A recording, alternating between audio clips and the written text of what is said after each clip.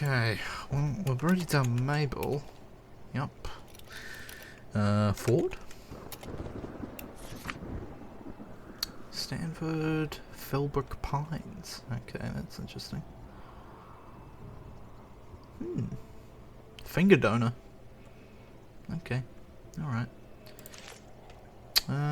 What about Mind Fork?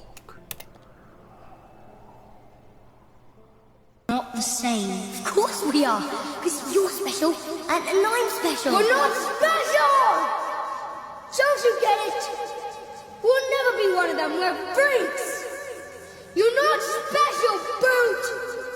It's just something your mother tells you to make you feel better about yourself because you came out wrong!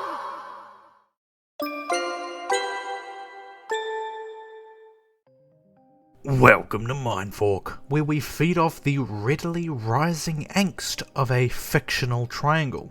Broke my heart to make that. You can check out the infinitely replayable version over on TikTok. Maybe give a little subscribe over here on YouTube too. Speaking of, this morning I scrolled through at least 10 Bill Cipher related videos in a row, and was only interrupted because there was an ad right at the end. Another 3 followed after that. But why? The show ended in 2016 and there was no confirmation of a 3rd season, at least not that I found. So what's with the sudden revival? Well, let me tell you. About a month ago, the Book of Bill was finally released to the world, a direct continuation of the series, where some questions about the show were finally answered. What happened to Bill, specifically? Seeing this, I half expected to go over to one of my favourite theorist channels to get some goss on the situation, but this time, you're on your own. So it looks like I'm gonna have to Do it myself. But before we dive into that, why don't we clear up some context? As you should be well aware, Gravity Falls was a 2-season show that spanned from 2012 to 2016. It followed 2 twin siblings, Dipper and Mabel Pines, during their summer holiday in Gravity Falls, the name of the remote town they stay in. They're looked after by their great uncle, Grunkle, Stan, and accompanied by Seuss, Wendy, and a whole bunch of other fun, quirky characters. I'll be honest, I kinda hated saying the word quirky in that context, because this is genuinely a great show, and I only ever use the word quirky as a bit of a piss take. Anywho, Gravity Falls is a bit of a magnet for cryptids and mysterious phenomena, so Dipper and Mabel begin to encounter all manner of supernatural threats, friends, and foes. At the end of the 1st season, however, we meet the overarching antagonist of the entire series, Bill Cipher, a 2-dimensional demon of chaos. Although, funnily enough, he wasn't written that way at first. Apparently Bill was only ever meant to be a fashionable isosceles distraction, getting in everyone's way as the series progressed. But with a general reception wanting more of Bill, he eventually transitioned into a full-blown main antagonist. At the end of season 2, Bill gets tricked into Stanley's mind and gets erased with the memory gun, totally wiping Stanley's mind and presumably erasing Bill once and for all. The only thing is that before the series concludes, Stan gets his memories back, which is a good thing for sure, but if the memory gun only wiped his mind temporarily, does that mean Bill was only erased temporarily? As of 2016, the end of the show, there was no answer, and it seemed to stay that way. After the season ended, apparently Disney had asked the creator, Alex Hirsch, for more, seeing as it was extremely popular. But at the time, all Alex had was an idea for the Book of Bill. As we know, the idea was shot down, since we didn't get it 8 years ago. We can guess it's because the book itself is quite mature, and since Gravity Falls was targeted towards kids, it didn't seem a great step. Fast forward to today, because Gravity Falls is on Disney Plus now, the show begins racking up a lot more views to a new generation. So, Disney, again wanting more from Gravity Falls, gave Alex the green light to do the Book of Bill. And with most of us being almost a decade older, there is no way it wouldn't do well. But that's the publication history of the show and the book. What about the book itself? Funnily enough, I actually snagged myself a copy a week after it dropped. There's no way I could pass up an opportunity to talk about a show that practically made my childhood. And what a ride this thing is. Like I mentioned before, it's clearly targeted towards a more mature audience with some frankly chilling imagery to accompany the story inside. I later found out that half the reason this was is because Trevor Henderson worked on the book too. If you don't know him, check him out on Instagram. He makes some amazingly chilling artwork. But again, getting back to the book, I would highly suggest going through it yourself if you have the patience, time and money. It cost me about 40 bucks New Zealand dollars, so I would check the exchange rate just to make sure. For a quick recap, the book covers a bunch of fun topics like death, the secrets of the universe, the meaning of life, morality, and a bunch of other simple, easy to understand concepts, as well as a deep dive into Bill's history. It's where this comes from.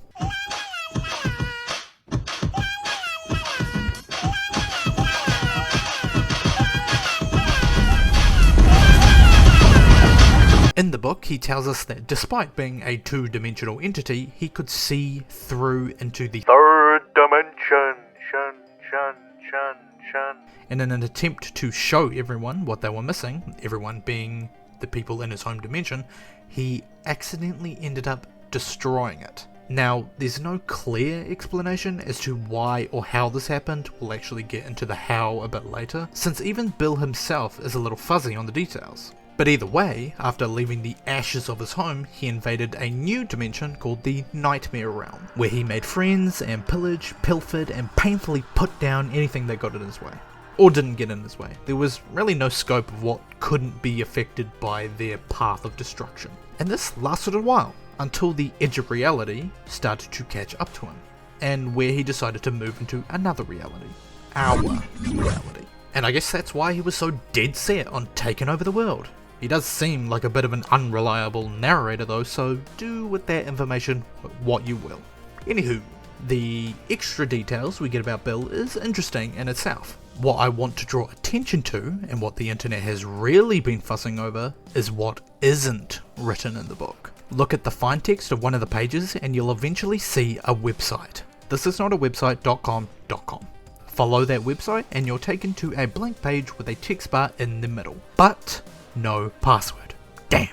Unless you go back to the book and go through the one true intelligence test. Reach question 7 and figure out the optical illusion and you get the phrase, need a password? Fine, I'll talk. It's the name of the eyeball dog. But who is that?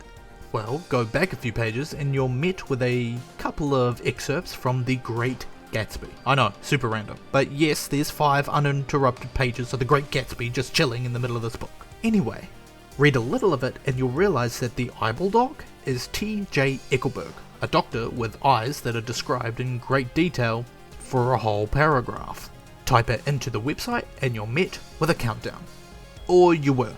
This all happened a few weeks ago, so at this point, if you were to go to the website, that is not what you would find. Instead, after the countdown ended, another week passed with the countdown falling into the negatives. And finally, the main stage was unlocked. We're given a McGucket branded computer to try different words in. In fact, the Gravity Falls subreddit has a mega thread of all the confirmed codes you can enter, including, but not limited to, Dipper, Mason, Stanley, Mabel, Seuss, Wendy, Robbie, Curse, Pacifica, Blind Eye, Thera, Prism, Wedmagan, Baby Bill, Love, Roman, Sorry, Maths, Shape, Greek, Seven Eyes, Clone, Lies, Reality, Tantrum, Divorce, Morality, Irregular, Booberry, Scary, Spooky, Unreality, Forget the Past, Alex, Waddles, Fizzleford, Gideon, Meow, Pig, Virus, Monster, Hectoring, Globno, Giffany, Weird, Map, Happyana, God, Dorito, Burnside, and my personal favourite, Am I Blanching? Am I blanching, girl, we blanching. I live up in a mansion. Am I blanching, girl, we blanching. I live up in a mansion. Can't get the song out of my head. And 1,000 more. Now, there's many a path to follow. You can follow the rabbit hole conundrum by typing riddle into the computer and answering each subsequent question, eventually leading you to a bunch of backgrounds used in the book and website. I've changed my wallpaper to this one and I have a few threaded out throughout the video. There's also a few tricks you can do and some cosmetic changes you can discover, but the one that I'm most interested in right now is Stanley.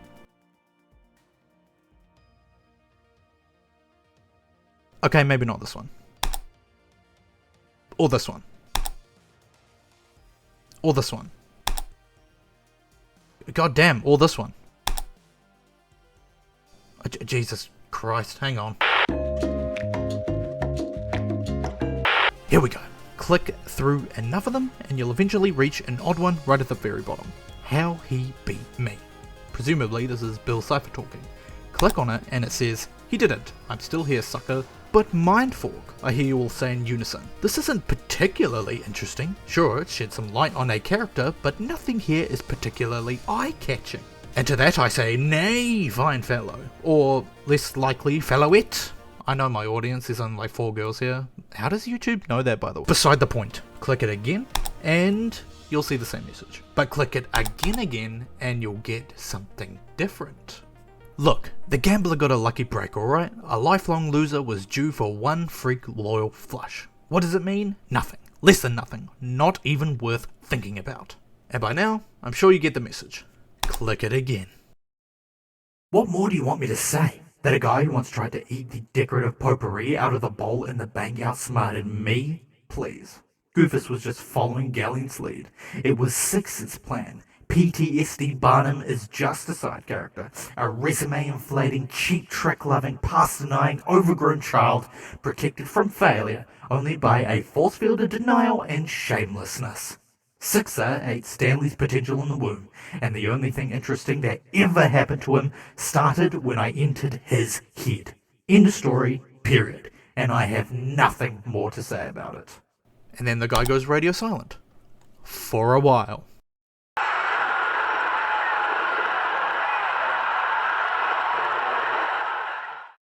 Keep going, and he starts to get a little pissed off.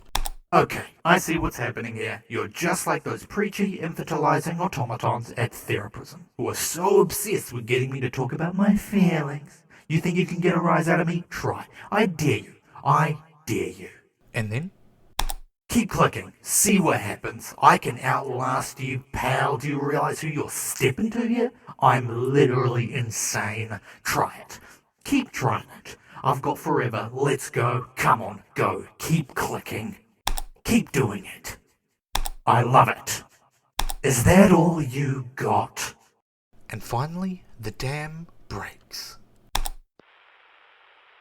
What are you doing to me? Do you even fathom how much pain I'm... Sometimes when I close my eye, I can still see through the eyes of everyone I've ever... I can't turn it off.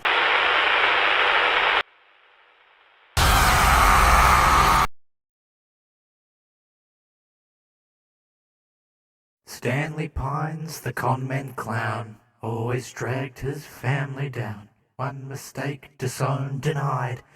The only thing to do was hide. One way out the open road. Reinvent, retry, reload. A girdle, eye patch, father's fizz. I'm a new man, so he says. Couldn't outrun life's regrets. Just kept placing bigger bets. Change his haircut, switch hotels. Truth is just whatever sells. When you've lost track of your lies, when the poison starts to rise, when the walls are closing in, when it's clear you cannot win, when your actions make it worse, when they see you as a curse, give the wheel one last spin. Take your chips and go all in. And Lucky Stan, the roll's on black. He got his life and family back. His big break, it finally came. Redemption from a life of shame. You really think you won the day? You packed your bags and sailed away. You think you left the past behind? But trust me, I'm still on your mind. There is a whole lot more to find.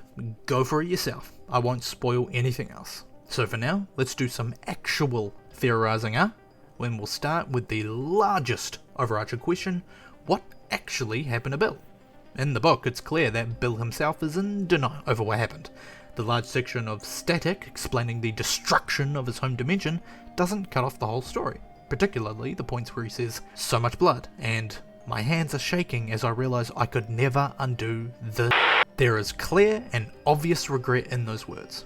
We've already established that he likes to keep his cards pretty close to his chest. I mean, he punishes us for looking at his weaknesses after all, so it's not a stretch to say that he doesn't want to tell us because it would be like admitting that he did something wrong. He even says in the morality section that to make the screams finally stop, he denies it ever happens, rationalizes it, and detaches from the situation. There's also a page called Silly Straws, taking the place of a page dedicated to Shermie Pines, which opens up some interesting implications in itself, but we won't go there.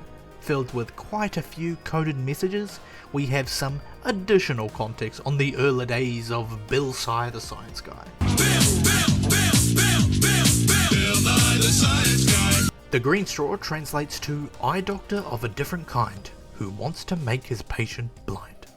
The one along the yellow straw says, fussy eater, baby Billy, wouldn't drink unless it's silly. And the blue one says, the doctor says 3 sips a day will make the visions go away. You add all these phrases together, and it basically implies that Bill's ability to see into the third dimension was treated as a sickness, or something to cure. And if we extend it to its natural conclusion, TJ Eckelberg, the password to initially unlock the website, becomes a bit more layered, since this character may very well reflect that same doctor that tried to take away Bill's ability to see the third dimension. It may also explain why typing TJ Eckelberg into the computer results in it saying, never mention that name again. It reminds him of home. There are also other smaller details, like putting well-being into the computer. It will come up with 3 different messages to rotate out each time you enter the phrase. The first prompt should go without saying. He has a pretty high opinion of himself, but was the one responsible for destroying his home dimension.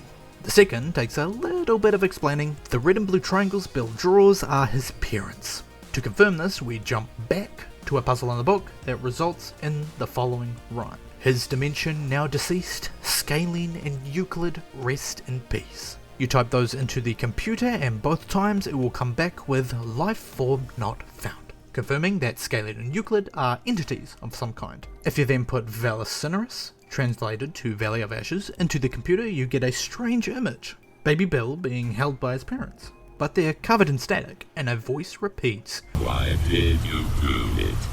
Is there any other reason Bill would draw red and blue triangles? He's drawing the 2 people he misses the most. I didn't mention it in the Silly Straws page, but there's one last code. This one takes the season, episode, and timestamp of the Gravity Falls series and translate them into one last phrase. Twisted out of shape after the kill, the ghosts of his family are haunting him still. And with all that explained, the patient's odd phobias prompt makes more sense too. The 3D glasses are in red and blue. And with Bill being able to see the third dimension, it's the combination of those 2 colours that gave him that gift. His parents. Venetian blinds appear 2-dimensional at a glance, but tilt them in just the right way and they become 3-dimensional. Maybe Bill tried to do this to his home, switching them from vertical to horizontal so they could see the stars with him. And the TV static? What things have been static throughout this entire adventure? Well, it's the wounds and the blood of people like him. We see it in the book when Bill talks about the 1940s. We see it when we visit him in Theraprism, the cracks along his body. The 2 characters we see in Vallis Cineris aren't censored. They're what a deceased body looks like in their dimension. Now, I could quite possibly go on forever about the other things that show up in this ARG, but we've already talked about a good chunk of it, so if you're looking for more, I'm sure there are 1,000 other YouTubers that have covered it already. In fact, I'm pretty late to the game, so there probably is literally 1,000 of them. I should probably add too that while I did do quite a bit of investigating myself, I have the book after all, most of the data here was only possible to collect and compile thanks to the incredible community surrounding this decade-old show. We can thank Reddit, especially for having the mega thread I mentioned earlier, of all the known phrases that you can put into the computer. It really helped in trying to piece together everything. Oh, as much as I could. And that's all. Join me for the ride if you fancy, and I hope to see you in the next video. Thanks for watching.